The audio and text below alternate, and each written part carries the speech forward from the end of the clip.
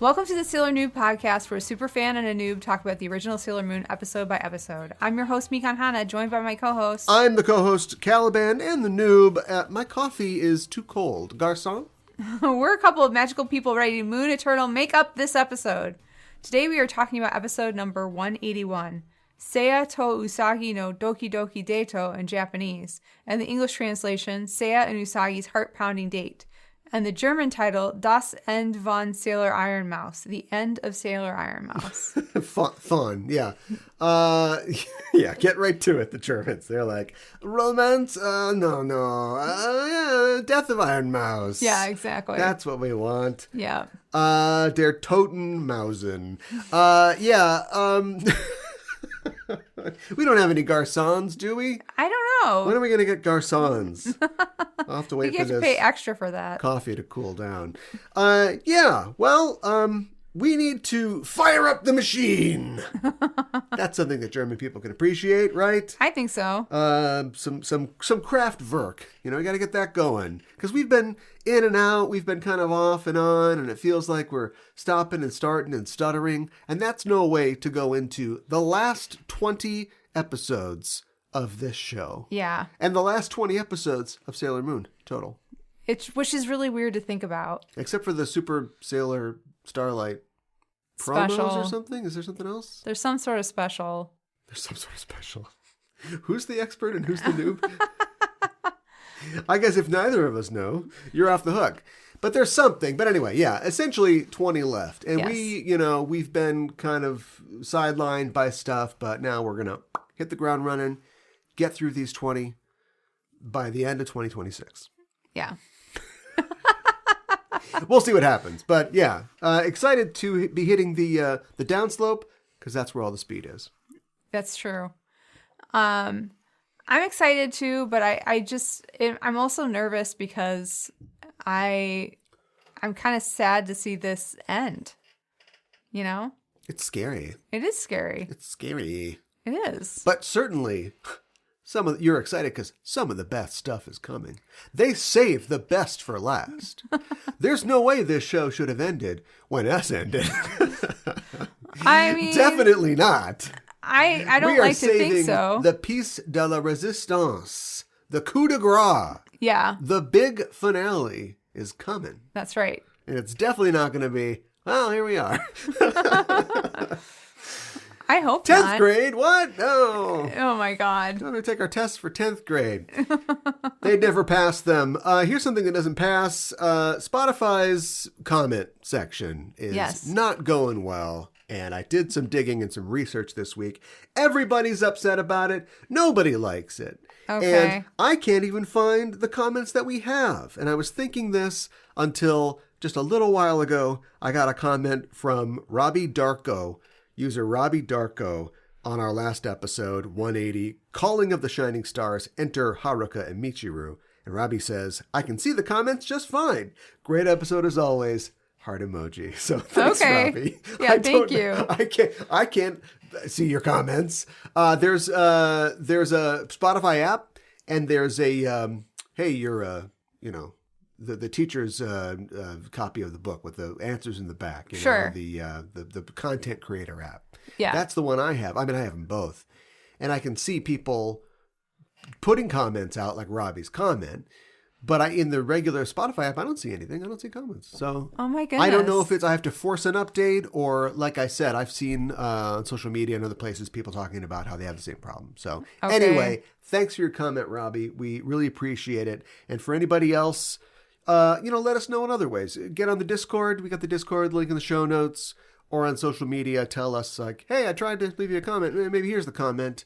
Let us know when it's back up again. And we'll do our best. But I did get Robbie's comment. Yes. Somebody's out there. That's good.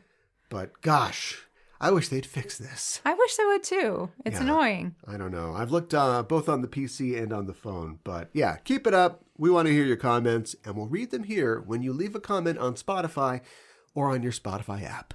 Cal, would you like to tell us what happens in today's episode? I'm going to try, but I don't know if I have the words to describe everything that happens in this episode. Because it's a lot. It is a lot. I'm not going to lie to you. We open, and it gets real weird, too. We open on the sound of footsteps. Yes. And we see Taiki walking in a dark space. Uh-huh. Face inscrutable. We see his feet suddenly come to a halt. And we also see a pair of kitten-heeled Mary Janes take one step too many. He's being followed. And he says, "What is it?" Behind him, Minako, with an equally inscrutable look, says, "I heard you have the day off tomorrow, right?" Taiki, fearful, says, "How did you know?" And Minako smiles in triumph as she says, "Don't underestimate the information network of Minako I know."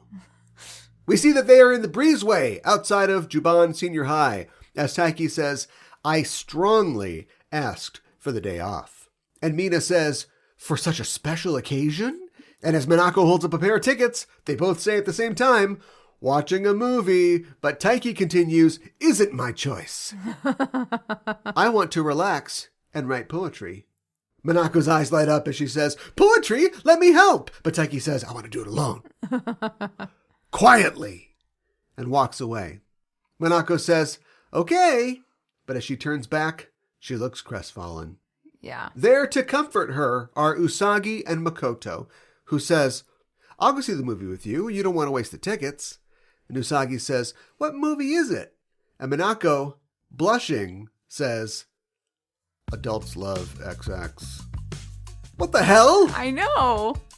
Who are you, Travis Bickle? One day a real rain's gonna come and wash the cherry blossoms off the streets. Oh my god. We already talked about Pinku films, right? Yes. Can this title be any more indicative of what you can expect? Truth in advertising. Yeah, right. Was Grown Up Sex 69 taken? I think so. I think that was an HBO series in the 90s, wasn't it? It sounds Grown Up about Sex right. 60 Grown Up Sex 69, coming up after Arliss. Mina says, "I struck out with Taiki, but I can try with Yaten. I'm Kami-sama's lonely woman." As she runs off to stalk Yaten, or maybe a presidential candidate. Makoto says, "If you strike out, I'll see it with you." What in the late night Cinemax is going on here? I don't know. At this, Minako stops and ominous music begins to play as she says, "Mako, in that case, would you buy them for 1,000 yen?" Usagi and Mako are chagrined, as are any MakoMina shippers out there. We cut to Seiya in cool sunglasses, holding up a tree in the shopping district. As Usagi walks by, he says, "Yo, want to go somewhere with me tomorrow?" And Usagi says, "Adults Love XX?" Is it like XX, like the X's mean sex, right? Or I think so. or does it mean moonshine? Or is it Adults Love 20? Oh, Right? okay. I didn't see Adults Love 1 through 19, so I'm going to be lost. Or maybe it's Adults Love XX, the UK indie rock band, XX. Maybe. I don't know. Usagi says, "Go with you?" And Seiya says, "You're not doing anything, are you?" And Usagi says, "Excuse me, I'm getting up in the morning, eating breakfast, and watching cartoons, okay? And probably eating snacks and playing video games." And Seiya's like, okay, and that's all, right? Well, then I'll meet you at 11 a.m. at Ichinohashi Park. That's First Bridge Park. And he walks off, and Usagi's like, "Hey, wait! Video games!" Hearing all this is Ami, who Usagi sees when she turns around, but Ami says, "I didn't hear all of that, so don't worry, goodbye." And she shuffles off, as Usagi says, "Yeah, thanks." And that never returns. Yeah. Although, to be fair, I think we could trust Ami to keep this under her hat or her blue hair. We cut to third production studio, where a lower third title tells us it's Sunday. A phone is ringing, and we see Nezu's empty but cluttered desk. A voice says over the PA system, "Producer Nezu of the third production office. There's no escape." Ominous. We Yes. pan over a whiteboard that ostensibly has production information on it, but I did a little Google lensing, Yeah? and I caught the name Igarashi, who is one of the directors for this season, Oh, okay. as well as Ikuhara. Oh, there you go. And next to his name, it says, "Leaving the company." And at the very top of the board, it says, "Nezu, don't look for me." We cut to a speeding train, a local train, not a Shinkansen, where we see Nezu slumped against the train doors. She says, Maron, I'm going to Bots here. I gotta bring in a starseed first thing Monday morning. She's startled when she hears a ringing, and she looks down to see a telephone at her feet. The occupants of the train look around in confusion as Nezu crawls up onto the luggage rack, but the phone appears behind her. Yes. She runs out and she tries to get into the next car, but there's a ringing phone on the door. And when she turns around, phones are all over the door behind her.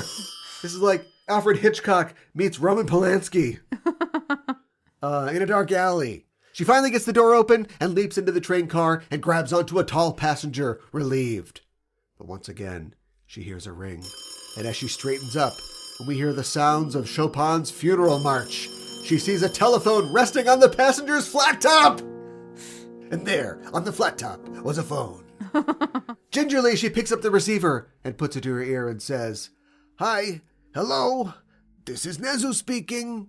From the speaker, we hear the voice of Galaxia say, Sailor Iron Mouse, you, and Nezu slams down the phone. Click. She immediately regrets the action. Oh my God. Saying, Oh, I hung up. The worst situation. Just then, outside the window of the train, she sees a billboard for 3 lights, and she thinks, It's that 3 lights. And as Beethoven's Ode to Joy plays, she thinks, This is it. Why didn't I realize it until now? And she laughs riotously as she throttles the passenger that she's holding on to. We cut to First Bridge Park, where Usagi waits for Seiya, who is late. Behind her bench, in the hedge, is Luna. Luna! Who says, He's probably teasing you. I doubt Seiya would ask you for a date. Thanks, Luna. Usagi's eyes go wide at this and she says, Dato? You said Dato? Who? Where? What? What? What? Just then, Haruka arrives. Of course she does, and says, What are you doing here? And Michiru also appears and says, Haruka, only couples and pigeons come to the park on a holiday. And Usagi says, Pigeons? Haruka asks, Are you on a date? And Usagi's like, yeah. Seiya asked me to go somewhere today. Have you seen Adults Love XX? The ladies don't seem jazzed about this. And Haruka says, he just indiscriminately approaches women. And he has 0 gaydar, let me tell you. Don't be too open-minded. It's too late after you're caught by a wolf, little kitten. That's rich, coming from her. Yes. She's like the alpha wolf of all time. Yeah. She looks at Usagi and just sees a rib with barbecue sauce all over it. Usagi says, whoa, it's not like that. Michiru says, Haruka doesn't care for popular men. And Haruka's like, hey. And Michiru says, okay, bye. And drags her off. As Haruka says, hey, not so rough. I want you to touch me gently. And Michiru says, later when we're alone.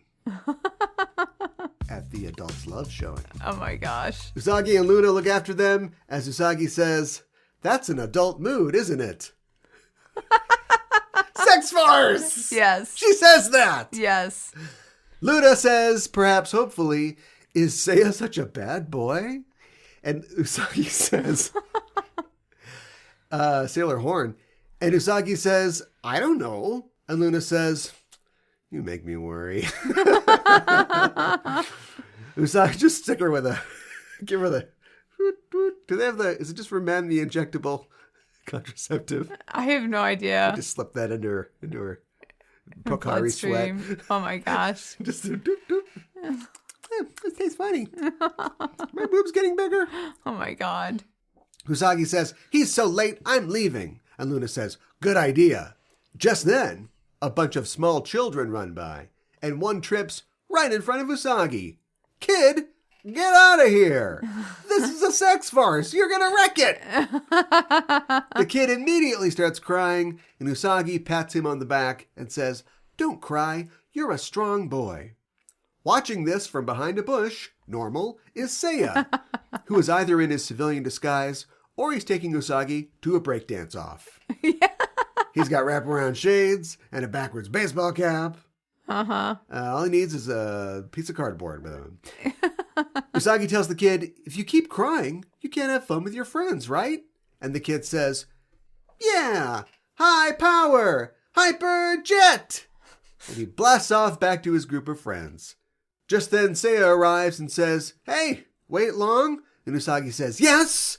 Who do you think you... Whoa! And as she steps forward, she slips on a soda can, probably from that kid, and starts to pitch forward in slow motion, comes down directly on her knee.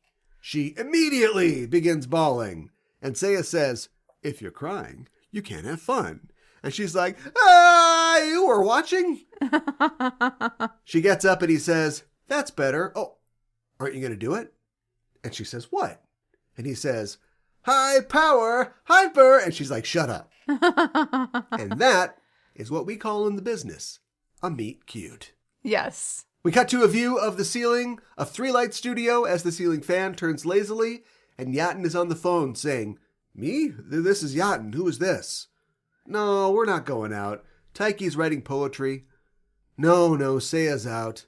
Ugh, how annoying. And he hangs up. Taiki says, who was that? And Yaten says, I don't know. And Taiki says, you should answer the phone properly, okay?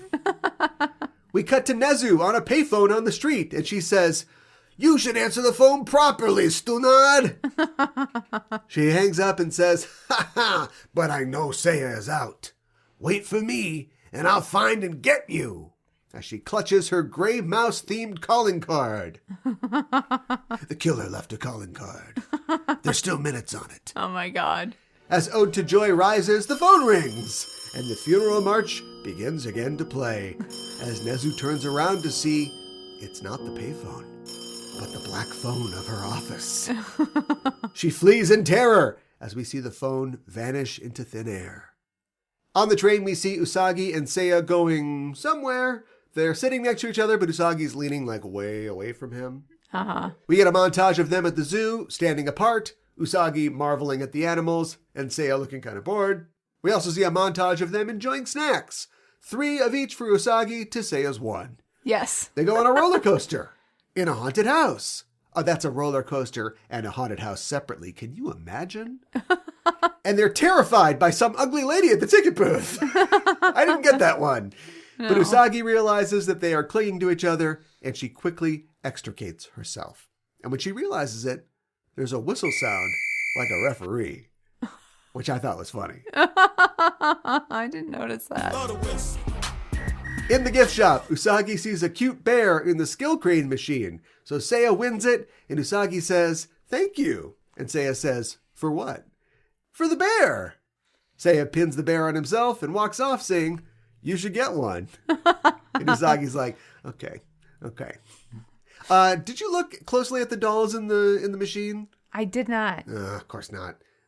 Did you see any Send us your letters. Tell us if there's any references in anything. I saw a couple of cats that might have been cats from other stuff. There was a green-haired, Senshi-looking doll. Like she literally had, a Sailor Senshi uniform on, but she had like green Gem and the Holograms hair like Usagi had when she, went to the jazz club. Right. 170 episodes ago. Right. There's another pink-haired girl in a fugu, but not Chibiusa. And there's like dog guys and okay. I don't know. So something similar. Yeah, get your mid-90s anime reference hat on and see if you can find out what's going on there. Okay. We see Usagi and Seiya riding up in a car on the Ferris wheel. And this is makeout territory. What are we talking about here? Yeah. You get on the Ferris wheel, either the little twofer one or the big like cable car one. Yeah, right. And it's makeout's in the air. Sure. I've never once been on a Ferris wheel with a woman. Not my mom. And been like, oh, this is supposed to do something now? No? Oh, really? Oh, really? What? Your best friend wrote a New York Times best-selling book that was made into a movie where the big romantic climax happens on a Ferris wheel. No, I'm not making this up. No, I know. What about The Notebook where he's climbing on and he's yelling at her? What an asshole. You've seen The Notebook, right? Yes, I have. Why is that a romantic movie? That guy is a dick. I don't know. All he does is just scream at this girl. It's so romantic, though. Well, anyway, back to this storied tale of romance. Usagi says, isn't it a problem if someone takes a picture of us? Like, a new girlfriend appears. Goodbye, celibacy. Seiya says, I don't mind. And Usagi's like, huh. You indiscriminately choose girls, huh? Well, I do mind. And Seiya says, well, your boyfriend's overseas, right, Dumpling? And she says, yeah, I write to him every day, but I haven't got a reply yet. And Seiya says, he sounds heartless. Is he deceiving you? And Usagi says, I don't think so. Mamo-chan is always thinking about me. And Seiya says, sorry. And as he looks at Usagi, he seems to see a silhouette of Sailor Moon, and he thinks, princess. The moment passes, and he says, cheer up. I'll take you to someplace nice. It's a secret, okay? Are we going to an adult movie theater? Yeah, right. We smash cut to Bar Space Edge. That's what it's called.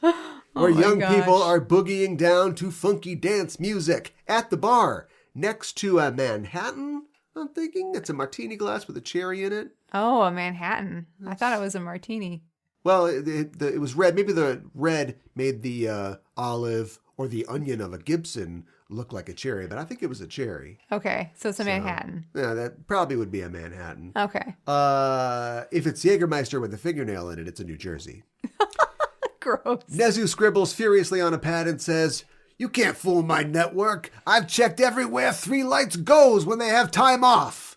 Looking up, she sees Seiya and Usagi walk in, and she thinks, bingo. Seiya talks to one of the bouncers and gets them a VIP room. As from a higher up balcony, we see Taiki and Yaten watch them come in. And they're like, oh, this is bad. Yeah. Inside the room, Seiya is like, finally. And Usagi steps away from him. Thinking, it's just us in this room. And she remembers Haruka's ironic words about being caught by a wolf. Yes. As Seiya walks towards her and she cowers back from him, he says, you want something to drink, right? And she sees that he's reaching for the phone and she's like, oh, okay. Then he kneels down right next to her and says, why are you so nervous? Well, I am now. I know. He says, it's your first time, isn't it? See? I know. Usagi's like, Seiya says, don't worry, I'll lead. And Usagi thinks, uh-oh, I can't speak. Seiya says, I'm sure you'll enjoy it. Usagi says, I have Mamo-chan, my sweet love. He reaches for her hand as it looks like she's going to stroke out, and we cut to the dance floor, where Seiya and Usagi are boogieing down. And Seiya says, well, having fun? And she says, you meant dancing. Ha ha ha ha ha. We didn't weirdly play on the audience's expectations that I was going to get assaulted. Yay, dancing! Yay! Oh my God. And that whistle, it's the whistle guy. Everybody loves him on the dance floor. Suddenly, the lights in the club go out and the music stops as panic races through the crowd.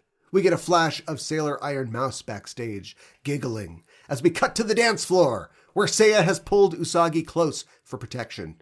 And Usagi's kind of into this. Mm-hmm. She remembers a time when Mamoru held her in the same way and thinks, Mamo's warmth, but a different scent. Is that eternity? For men or women? Oh my God. Different from Mamo-chan's sweetness. In the year 3000, Chibiusa begins to disappear from the counter at Neo Bob Floy's. Oh no. We hear, Choo, you can't escape from me. I'm here for your star seed, Seiya. Sailor Iron Mouse faces them across the dance floor. Seiya stands in front of Usagi and says, get out of here. And Usagi protests, but he insists, and she runs to the back room, thinking, I have to transform quickly.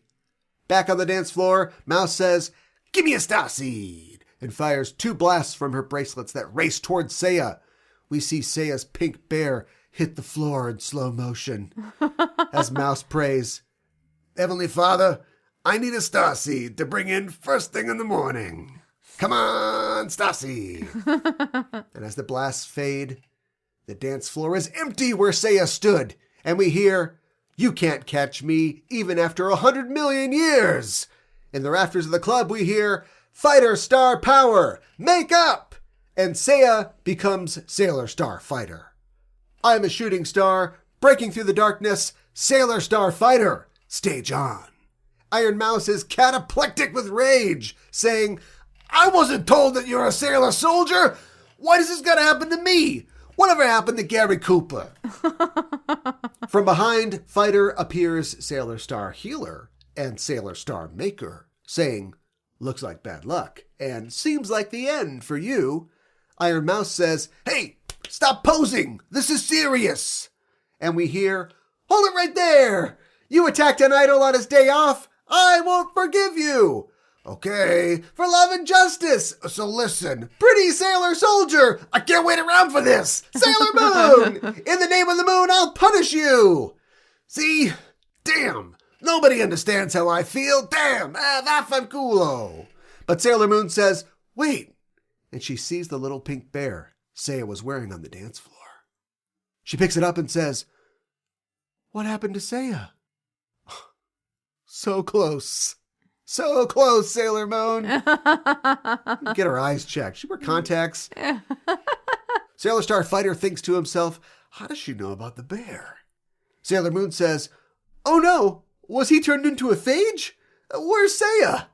Usagi, come on! I know. As Sailor Moon says this, Seiya seems to make the connection between the blonde, dangoed hero and the blonde, dangoed girl he was on a date with. Yes. Fighter says, Seiya is safe. But Iron Mouse says, oh, you don't know anything. Oh, I know. You want to know Seiya's real identity? Should I squeal? I am a rat after all. Well, if you've ever seen a mob show, right before the guy gets to tell the cops everything, you know what happens. Blam, right? Yeah. And that's what we get. Star Sirius Laser. Fighter blasted Iron Mouse, but her phone booth materializes around her and protects her.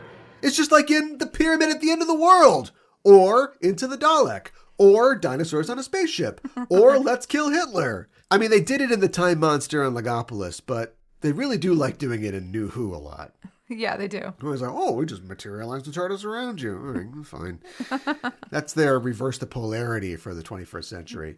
From inside the booth, Iron Mouse laughs and says, if you don't want me to tell, give me a star seed. But the phone rings. Not the phone in the booth, but a black phone that sits on the counter in the booth. Wow, Cargill was right. A black phone is scary. That's just for us. Yes. That's just for Mika and I. Mika and me? Mika and me. As Funeral March plays, Iron Mouse shits her leotard as the phone continues to ring. She reaches out fearfully before grabbing the phone and saying, hello, thank you for calling. This is your Sailor Iron Mouse.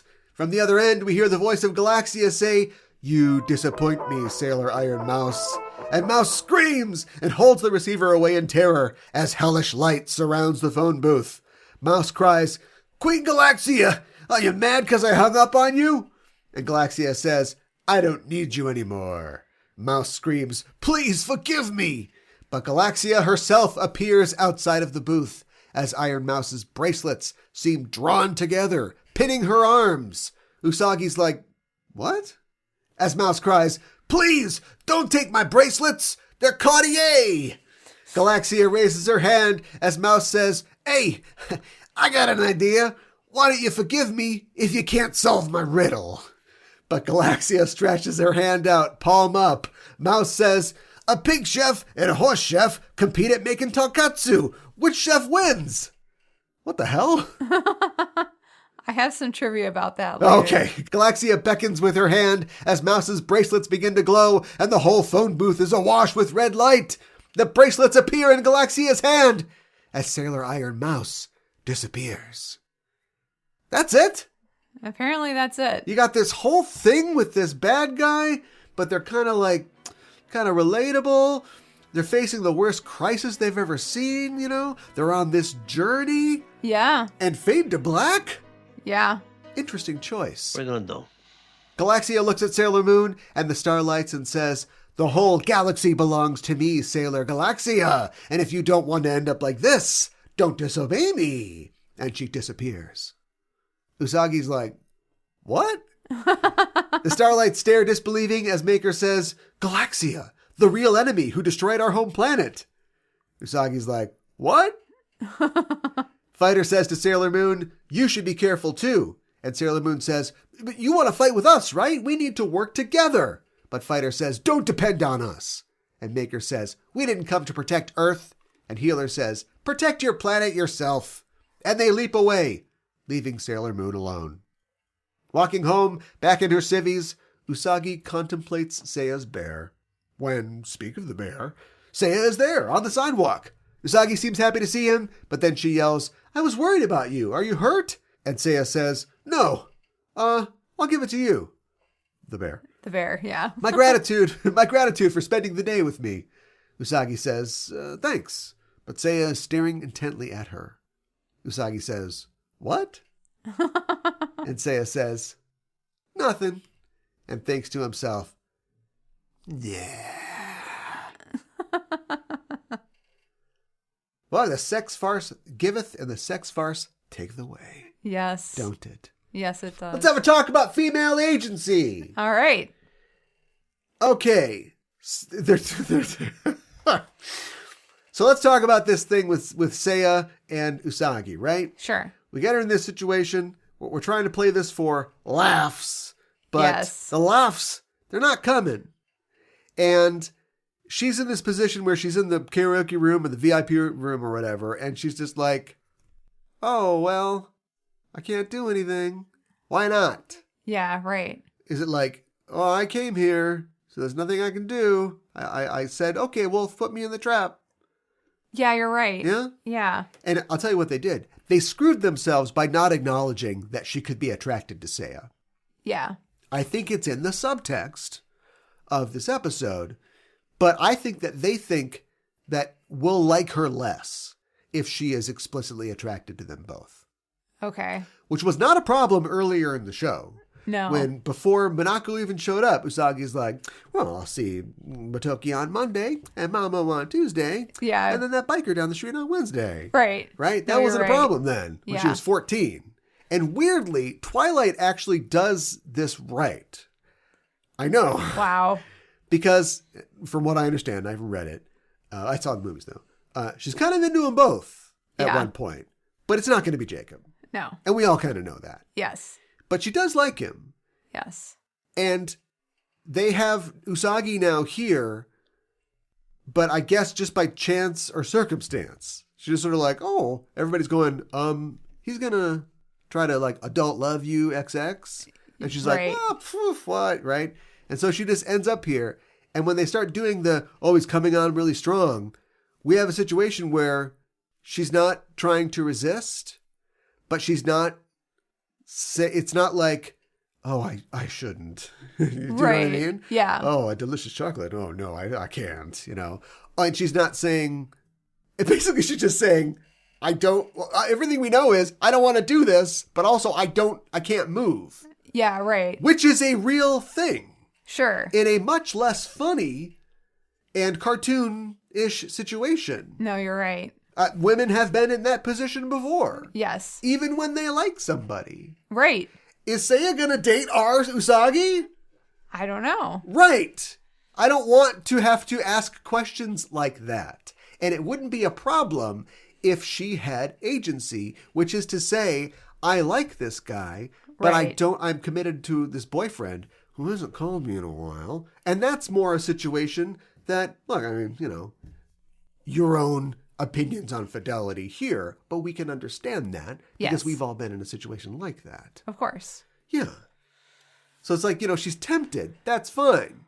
But instead she's brought here on false pretenses, and suddenly a superhero can't speak up or literally utter a word or say, hey, I'm uncomfortable. Yeah, right. So we end up with a squicky vibe that's not fun.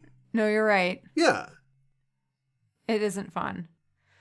And we get it finally when he pulls her close on the dance floor when the lights go down. We finally get what I'm talking about. Yes.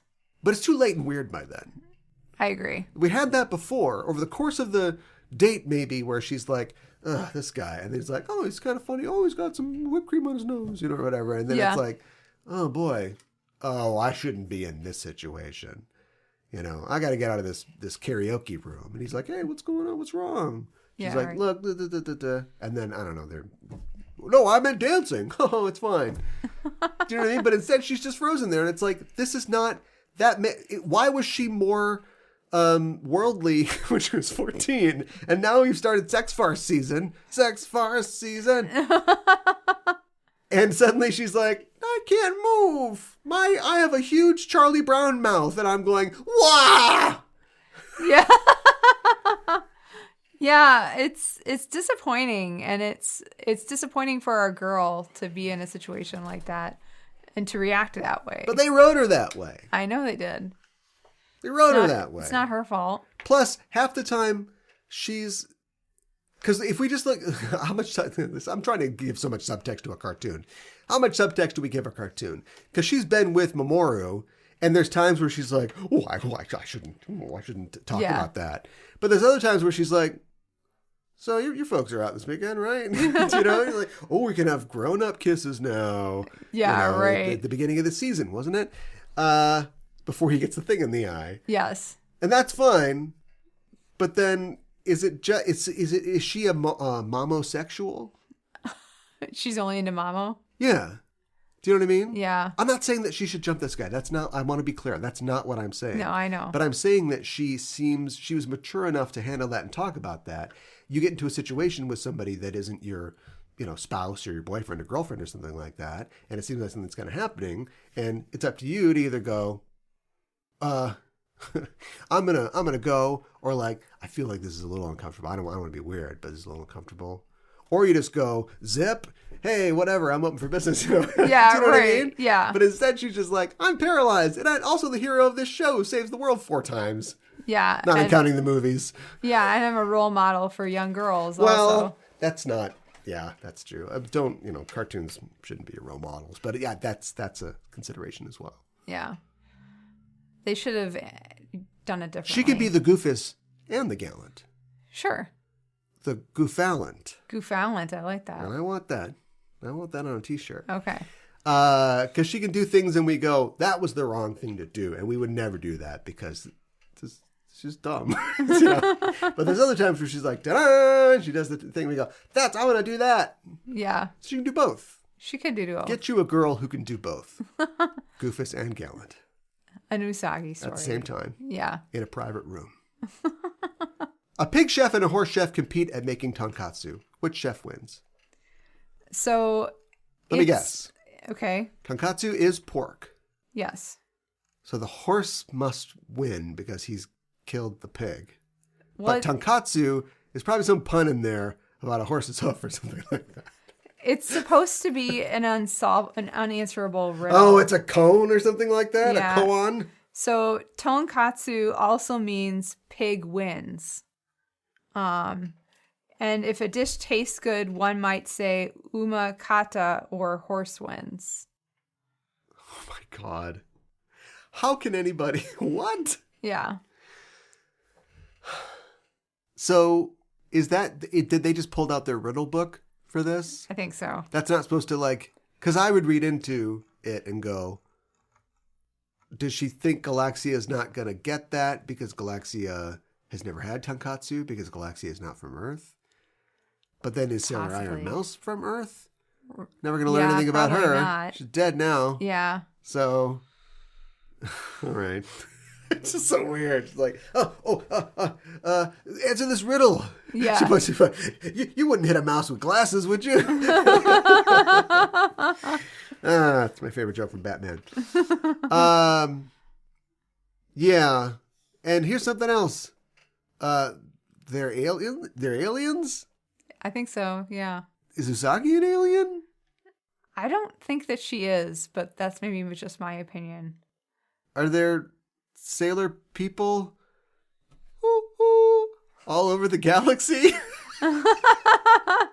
Let's say yes. Okay. I sense that you're being careful. That's fine. That's good. Yeah. That's good. How does the horse... How does the pig and the horse manipulate any of the tools necessary to make tonkatsu? Great question. It's just a big pork patty with a big hoof print on it. All right. Thank you, Chef Flicka. Now to you, Chef Curly Q.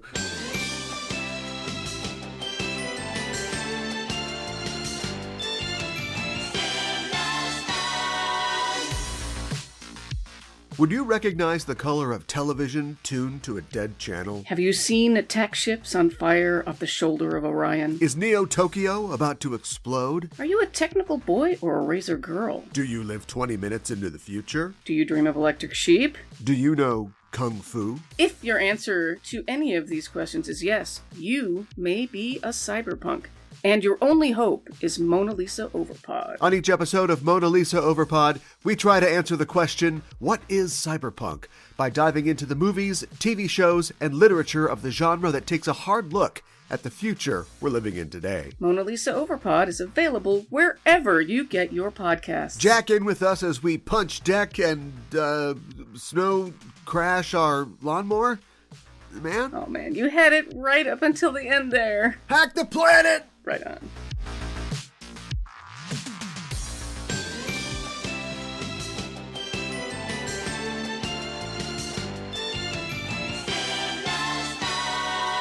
Today for Kuro Kuro Miru, or Curiously Looking Around, where we talk about elements of Japanese culture within the episode, we're going to talk about host and hostess clubs. Oh, we talked about this before, didn't we? Not on a Kuro Kuro Miru. I think maybe we've talked about it a little bit. Okay. Here and there. Was Bar Space Edge a host bar? I don't think so, but... Maybe that's how Seiya knows it? Picking up a little money on the side? Maybe. Can you imagine? Seiya If some girl is a came in host. and they're like, no, I'm going to pick this one. The guy with the backwards baseball cap. He takes it off. Oh my God. It's like, it's Kendrick Lamar. Yeah, right. I don't know who a popular musical guy is. Probably pretty popular. It's Brendan Urie. There's some Panic at this disco. Oh my gosh. All right, good. A hostess club is a type of nightclub in Japan which employs mostly female staff who serve men seeking drinks and attentive conversation. Host clubs are similar type of establishment where mostly male staff cater to women. Host and hostess clubs are considered part of mizu shobai, literally water trade, the nighttime entertainment business in Japan. Water trade. Yeah. Background on that? Yeah. From Wikipedia, quote, mizu shobai is the euphemism for jobs that do not provide a contractually fixed salary, but instead rely on the popularity of the performer among their fans or clientele. Broadly, it includes television, theater, and movie industries, but more narrowly, it can refer to those who work in businesses that serve alcohol or sex work. Bars, cabarets, health hostess bars, image clubs, pink salons, and soap lands are all part of mizu shobai. Though they are not sex workers, geisha and kabuki actors are traditionally considered part of mizu shobai as well. Huh. Yeah. Huh. Does it come from giving people a bath or something? That's a really good question. Do you know what I mean? Yeah. Because it probably comes from, like the pleasure quarters where you go to, there's the bathhouses, there's even more houses, or gambling, and that's where you go to hang out. I bet you're probably right about that. Yeah. That would seem to make sense to me. The water trade. Yeah. Interesting. I forgot to mention at the beginning of this, there's a trigger warning for violence and rape. Okay. Well, there we go. I forgot to mention that too before my recap. Okay. Implied sexual assault. Oh my God. Hostesses can be seen as a modern-day geisha as they pour drinks, have pleasant and entertaining conversations with patrons, and sing karaoke. In Japan, hostess clubs are called kabakura, a portmanteau of cabaret, and kurabu, literally club. Kabakura hostesses are known as kabajo, cabaret girls, and they use professional names called genji names. Hostesses and hosts drink with customers each night. Most bars use a commission system by which hostesses and hosts receive a percentage of sales, so they encourage patrons to order more and more alcohol. Businesses may pay for tabs as company expenses with the aim of promoting trust among male coworkers and clients. At one establishment, about 90% of all tabs were reportedly paid for by companies. It is common for businesses to take clients or coworkers out to hostess clubs for recreational fun. This is not a common occurrence at host clubs. probably because it's less likely to have a company or clientele that are mostly women. Can I ask you a question that is going to go far beyond what your research was for this? Sure, go ahead. But maybe you've got a line on this.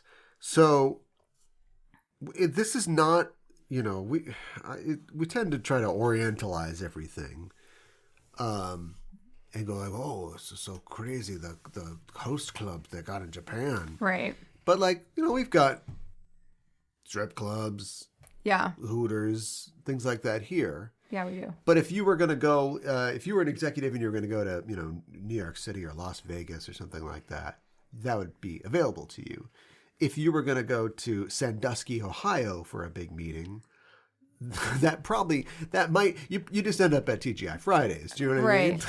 There might be something in Sandusky, Ohio for you, but that wouldn't really necessarily happen.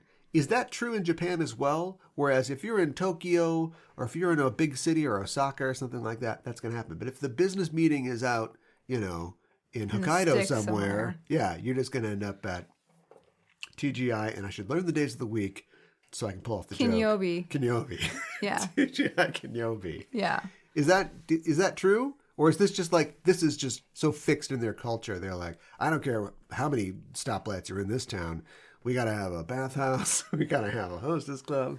I think that for the most part, the hostess clubs are in bigger cities. Yeah. Would rural Japanese people go, I never a hostess club? I don't think that they would necessarily react that way, but I feel like they're not as popular in rural areas. We're going to do all 200 episodes over again with a Japanese national. Okay. All right. And every time I have a question like this, or you have a question like that as well, then we just go, so-and-so? Because that person, he's going to understand everything. He's going to know the answer to these questions. Yeah, you're right. He's also going to be tied to a chair. Oh my goodness. From Wikipedia, quote, hostess clubs have a no-touching policy, and patrons who try to initiate private or sexual conversation are removed. A red light district version of the hostess club exists called Sako Kyabukura or Ichiya Kyabukura, where patrons are permitted to touch their host or hostess above the waist and engage in sexual conversation topics or kissing. Normal hostess clubs are classified as food and entertainment establishments and regulated by the Business Affecting Public Morals Regulation Act, prohibiting any form of sexual contact between employees and customers. Normal hostess clubs also need a permit to allow dancing. Clubs are inspected often by the Public Safety Commission. Huh. Hostessing is a popular job among young foreign women in Japan. Most visa types do not allow this type of work, as hostessing falls under the category of fuzoku, or sex trade, so many choose to work illegally. The clubs sometimes take advantage of the woman's precarious legal situation. The industry and its danger were highlighted in 1992 when Carita Ridgway, an Australian hostess, was drugged and killed after a paid date. Ugh. And in 2000 when Lucy Blackman, a British hostess, was abducted, raped, and murdered. Ugh. Allegedly by the same patron, serial killer Joji Obara. What? He allegedly killed both women. Was he called the hostess killer? I could see that happening. I'm not sure. It sounds like he's going to stuff a Twinkie in their mouths, but it's much worse than that. It's much worse. Well, I wish that Kiryu was real. You know Kiryu from Yakuza games? No. You don't? No. The only experience that I have and knowledge I have of hostess clubs is from Yakuza, where when you're not beating the living tar out of Yakuza guys, then you go into the host club and you're like, oh, Okay. I got you a watch. Oh, hearts. Oh, she likes you. And nothing's going to happen because of the morals laws or whatever. Yeah, right. But yeah, get him to hit this guy with a bike. Be a better world. No kidding. The government promised to crack down on illegal employment of foreigners in hostess bars, but an undercover operation in 2006 found that several hostess bars were willing to employ a foreign woman illegally. In December 2009, the Kyabakura Union was formed to represent hostess bar workers. The Kabakura Union is a trade union for hostess club employees in Japan. It was formed on December 22, 2009 by Rin Sakurai, who formed the union in response to problems hostess club employees reported with their employers, including harassment and unpaid wages. Young women lured to bad faith host clubs can obtain large debts. Some of them turn to sex work to pay them back. As a rule, the club also co-signs for the customer's debts with the host. These maneuvers have become a problem in Japan, and some clubs have banned them. There is also a feature where you can pay later that causes a real problem, allowing the debt to add up. Wait, you could run a tab? Yes. At the hostess club? Yes. At the host club. Some say that the young women are forced into sex work, and others say that they choose to do sex work to repay their debt. Either way, there has been... How did they get into the debt? By purchasing a lot of alcohol, trying to promote their host. And like the more, because they work on commission basically, so the more alcohol the host is bought for the host, right? The higher their standing is. So you're saying that women go to a host club, yes, and they are patronized by a host, yes, a man. Then they buy drinks and stuff for the host. That's required while you're having conversation, but they go into debt. And then that woman, that customer, ends up as a sex worker. Yes. To pay off the water worker yes. from Waterworld and Kevin Costner.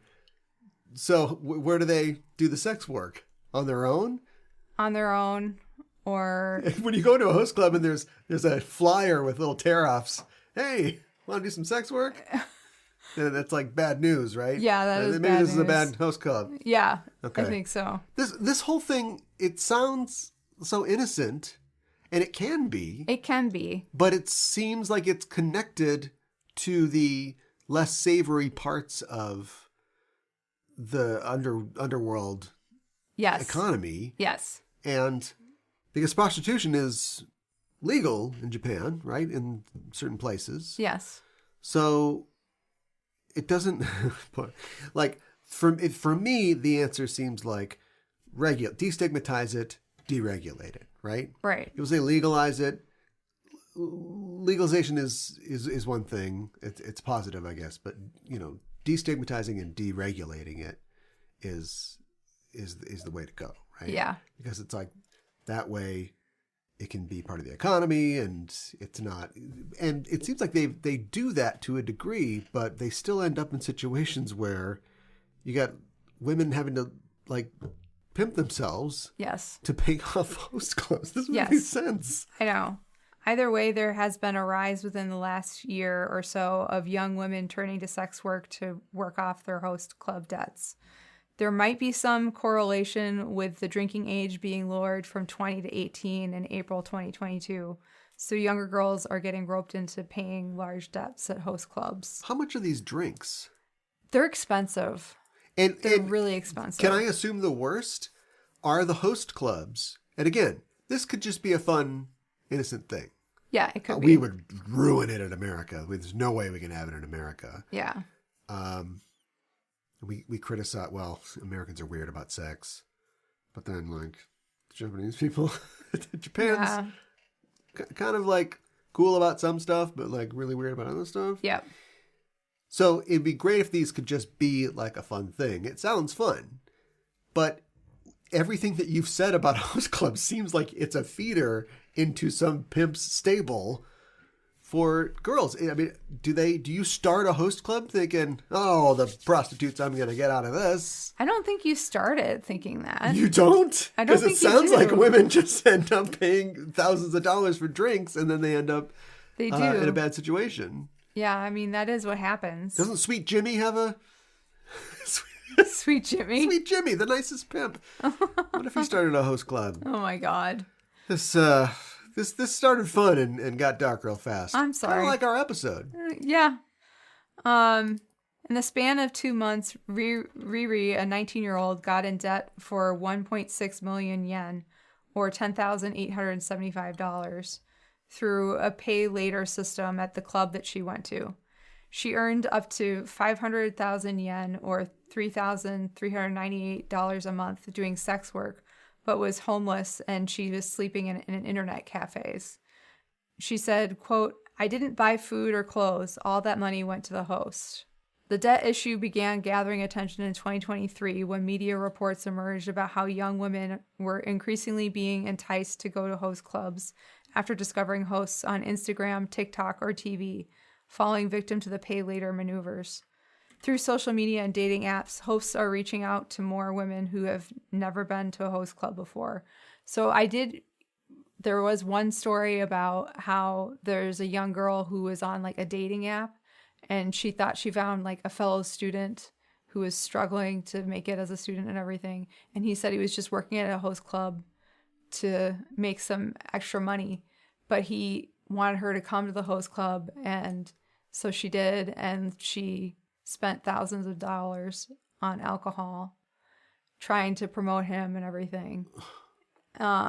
Okay. So are there any good stories about host clubs?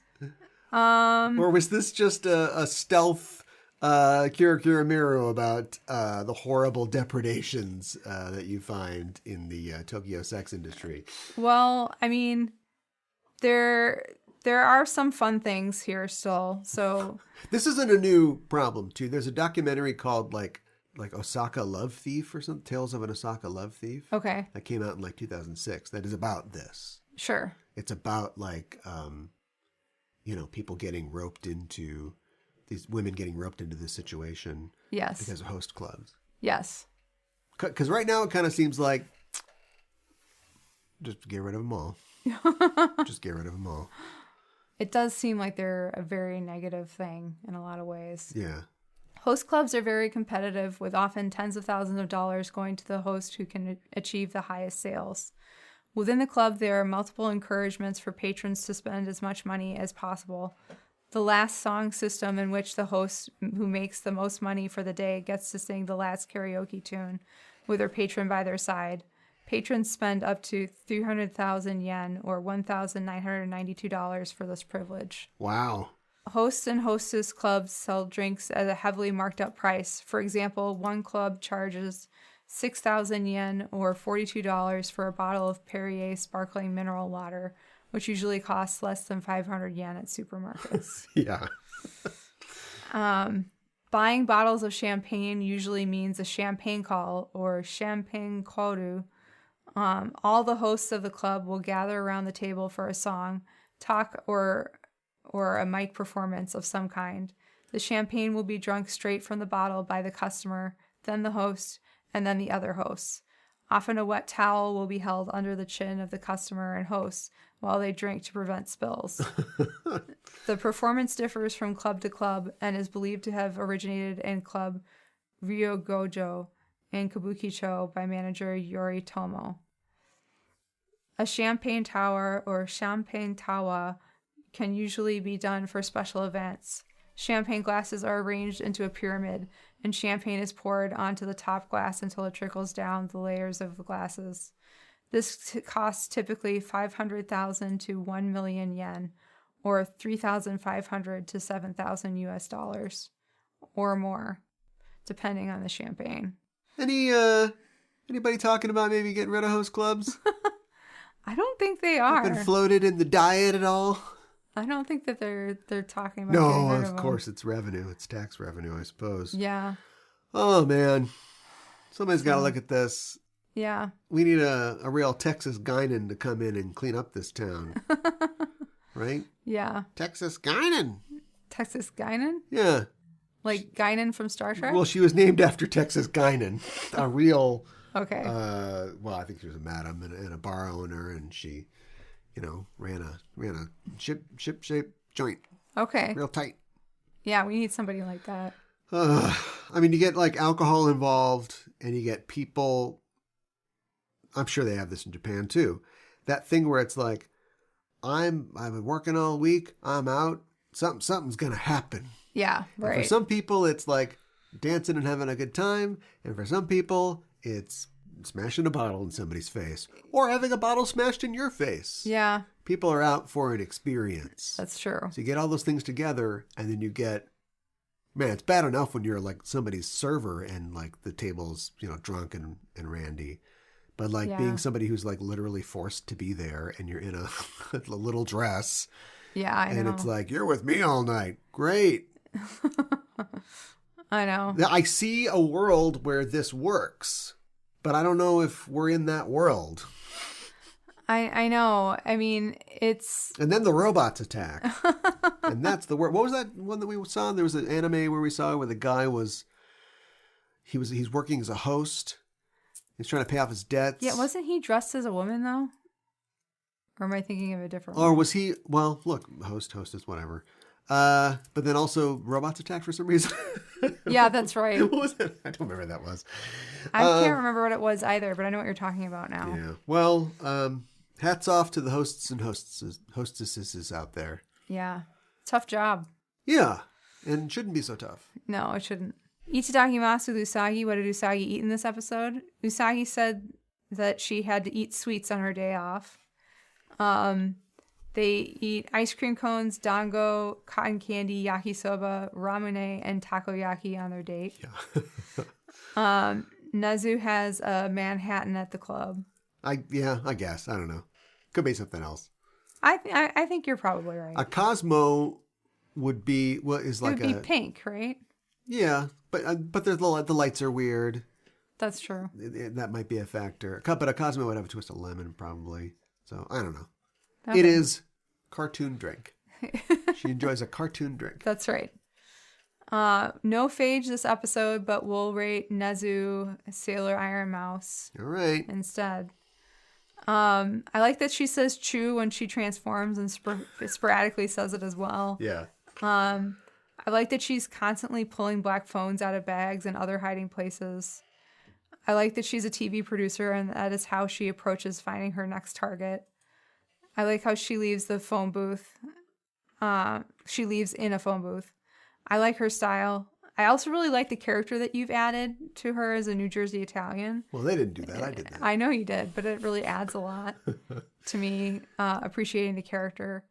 So I really liked her. I'm going to give her 4 out of 5 dark stars. Yeah. I think I'm going to give her a 4 out of 5 as well. And the problem here now is that for whatever reason, and it could be because there's only like 34 episodes or whatever.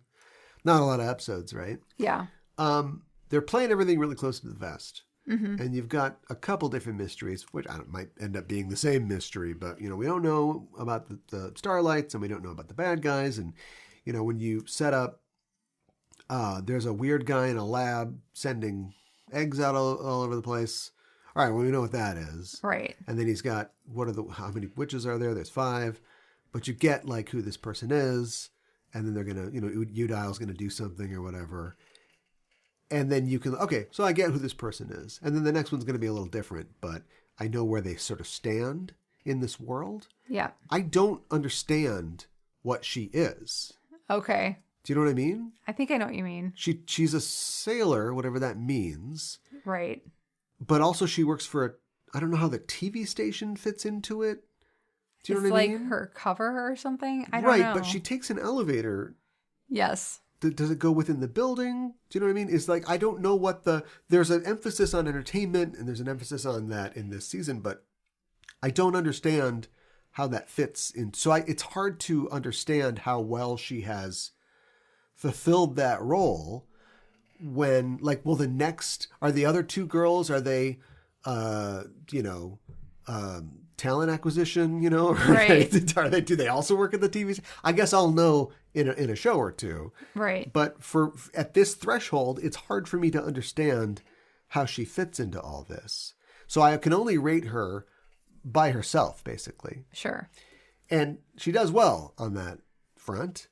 The only thing that hurts her is that we've had so much before, when you have a really great soup course. This is the best soup I've ever had. And then the entree's like, this entree's good. Yeah. But I'm thinking about that soup. Yeah, right. That's why she's not a 5. Because Yeah. I really, really liked her. I did too. But, coming literally at the tail end of, your Witches 5 characters, your Memets, post everything else, I wouldn't expect the bad guys. You can't hold it all for the end. Nobody would be watching still. Yeah, you're right. But she isn't necessarily and hasn't been part of a team necessarily that has trumped everything that's come to this point. Yeah. So that's a long bad way of me saying I really liked her. And I'm totally satisfied giving her a 4. And I don't understand why she dresses like a gangster. I don't understand that. But I've learned to let go and let Kami at this point and just enjoy the things that come across. And why she dresses up like why is she a little mouse from the Nutcracker Suite? I don't know. But it all just worked somehow. I know that the Iron Mouse thing, it's got to be, it's a pun on something. It's a joke on something, isn't it? I had that theory that it was the Iron Rat based on the Tesso or whatever. Okay. Tessio. It would be Tessio. That's the Godfather. Once again, another connection. I'm too well trained to see or to create connections between everything, but it's a mystery. Now, I could regret this for when later on I learned that the other, Galaxia sailors are even better, and I want to take this 4 back, but you can only do what you're doing right now. Yep. And that's a 4. Yeah. Like her a lot. I'm going to miss her. Me too. I do have some trivia for this episode, some of which we've already gone over. So, in the Viz dub, she does the Sphinx riddle from Oedipus Rex. Sure. It walks on 4 legs in the morning, 2 legs at noon, and 3 legs in the evening. Of course, this is the last appearance of Sailor Iron Mouse in the anime. Why change it? It doesn't really matter. Again, you have to explain what a tonkatsu is, I guess. Yeah. If a pig chef and a horse chef were going to make a hamburger, who would win? You're going to make a jelly donut. Who would win? Yeah, right, exactly. Haruka and Michiru were wearing matching shirts. Michiru's was pink and Haruka's was blue. Yeah. During the date montage, there is a ball in the elephant pen at the zoo that looks like the ball form of the lemur Elefanco. I don't know if you caught that. No, I didn't see that. Yeah. Oh. Yeah. The ball that cracks. Yes, okay. Exactly. Well, at least it's getting work. That's right. Now we're up to our rating. I like how Minako sneaks up on Taiki to ask him out on a date. I like how Mako says she's willing to go to the movie with Minako. I like how Minako asks if Yaten turns her down, will Mako buy the movie tickets from her. I like how there are a ton of black rotary dial phones that seem to be following Nezu around the train. I like the date montage with Usagi being more and more impressed by the animals at the zoo. I like that after Seiya wins the teddy bear that Usagi wanted, he pins it to his own shirt instead of giving it to Usagi. I was sad to see Sailor Iron Mouse go. I liked her as a baddie. I like that Seiya eventually gives the teddy bear to Usagi. But the scene where we thought that maybe Seiya was going to make a move on Usagi is questionable. So I would have rated this higher if it wasn't for that scene. I'm going to give it 3 out of 5 roses. I'm going to give it 3 out of 5, and I'm going to do it straight up. I didn't like that scene either, but I don't have any resentment against the show for doing it. I just think that they didn't. I don't think there's anything wrong with that scene. Right. I just think the interpretation, it's possible to interpret it negatively. Yes, no, I agree. And I just think it's not really well executed. And I think that they missed, the kind of opportunity that I outlined before. Mm-hmm. But I don't think it's a failure necessarily. But I guess also that's not worth points. So there you go. But I do. There's something about this episode where there was a lot of characters are being put in scenes where they're terrified for some reason. Yeah. And there's a lot of psychological abstraction. There's a lot of things that they're doing in the animation that they don't normally do. A lot of teardrops, sweat drops, characters going, we got, for the first time in a long time, the thing where the character is crying, but there's just 2 pendulous tears coming out of their eyes. Yeah, right. There's a lot of print manga type things that don't often make it into an anime type thing. You're right. So I don't know if that was just the particular flair of the director or the animators for this episode, but everybody's scared of something in this episode, and they're all reacting in different ways. And this might, I asked for more. This might be where we push Sex Farce a little too far. Or at least this shows us that we need a plan when we're going to do Sex Farce in this show. Do you know what I mean? Yes. Like, it's worked in the past. I said I wanted more. Now we get more, but it turns from like a fun, like, oh, panties, to like a weird after school special kind of situation. Yeah. But then it doesn't really even pull the trigger on that. And it's like, oh, we're dancing. Oh, what was I worried about? And then also, I also don't like the fact that it came on like it was going to be a Manako episode. They pulled that away. They pulled the rug out from under us. Yeah. Manako discovering all kinds of things at Adults Love XX. Oh my God. And then she gets into a weird situation where she has to be in the movie. Oh and then my Usagi gosh. goes in and she sees it and she's like, turn it off! Turn it off! I don't know. So, yeah, I'm going to give it 3. I wished it could have been a 4, but I think it's probably safer to just go with 3. Yeah. I almost gave it a 4. Well, you didn't. I didn't. And I didn't either. Yeah. My English title is Fun Time Date Feeling Great. Oh, boy. That leaves so much out. It does. Much like starting the episode with Manako going to take you to a pink movie, and then we don't do that at all. I don't know if it's laziness. I don't know if it's just them going, how do we do this? How do we do Sex Farce now? We've been doing, eating ice cream for 180 episodes, and here we are. But maybe they didn't work quite as hard as they should have. And so I'm going to do the same with my title and just go with Game of Phones. Next episode, we are talking about episode number 182. Uchu Kara no Shinraku, Siren Harai in Japanese. And the English translation, Invaders from Outer Space, The Coming of Siren. Space Invaders? Yeah. Oh, no. I know. We're going back to Game Center Crown? I think so. For some Space Invaders. And some God driving. Yes, God driving. Well, God darn it, drive on over to our Discord, where we talk about pop culture topics, including Sailor Moon and anime, TVs and movies and more. There's a link in the show notes. It's free. Join us and hook up with other newbies and talk about your favorite pop culture topics. I'll remind you really fast that we do have a Patreon where we have 6 other podcasts waiting for you to hear them. Go to patreon.com/Sailor Noob and join up. Support the show. Become a Sailor Senshi today and enjoy lots of our other content. We should not have gone back to the PGSN well, because I'm thinking about live action Pretty Guardian Sailor Moon now. I know. I'm going to rewatch that again. Would it be insane to watch it and then listen to my own podcast while I watch it? And I'll go, oh yeah, I remember Freaks of Go-Go Spectators. They got some crazy threads, man. Oh yeah, I remember when Ray got in a fight with her dad. Yeah, right, exactly. Anyway, it's a different universe, but it just is. as sweet as Pretty Guardian Sailor Moon. So check that out, patreon.com/Sailor Noob. Well, that's our show for this week, and the Name of the Moon will be punishing you next week with another episode of Sailor Moon. Turn it off!